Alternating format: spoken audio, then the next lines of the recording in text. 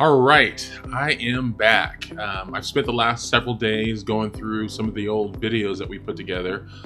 It's sort of funny watching some of the stuff that I did years ago when I didn't have so much gray. I had more hair, or at least it wasn't so gray. And my son was, some of the videos, he's 9 years ago. It's so funny to watch them grow up. But when I did my first guardianship webinar, my son was so young that it was really conceptual. But now it's in reality because he's going to be turning 18 next year. So I've got to get going on this. So I spent the weekend going through these videos, get myself familiar with it. And this week I intend to download all the files and the forms that I need to do to submit or get ready to submit. I don't know what it's going to take to actually submit, but I'm going to get everything printed out and ready to go to start filling out. But I'm also going to include a link.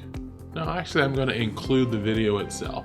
A 2-minute tip that Ryan had done on the topic of the HIP program. You're saying, why am I including the HIP program here? Because it triggered something in my head. As my son turns 18, he did not qualify for this program prior to that based on the income of all of our families. But later, when he turns 18, when it's based upon his income alone, which is non-existent, he might qualify. And if that's the case, then it could save us thousands of dollars in healthcare premiums. So I'm all about saving a few bucks here and there. So I'm sure that you would be too. So I just want you to take a look at it and see if it's something that might fit your family. Because if it does, you can save some money. If it doesn't, you just spent a few minutes learning something that you might be able to help someone else with. HIP, the Health Insurance Premium Payment Program. You should have one in your state. And this is one of those little known benefits that can have a great impact on your overall family's cash flow. So if your child with a diagnosis has Medicaid or is qualified for Medicaid, so for some families this won't happen until your child reaches the age of 18 and you go to the Social Security office and you apply for government benefits like Medicaid. For others, it'll happen earlier than that.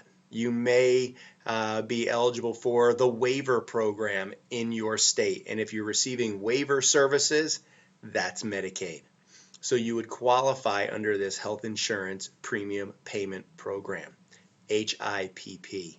And the reason that's so important is that if you have one individual in your household on Medicaid, and your family pays an employer-sponsored health insurance premium through your company, through your employer, then you can be eligible for these HIP plans, which basically means that the state will reimburse you for the premiums that you pay for your family's entire health insurance bill each and every month.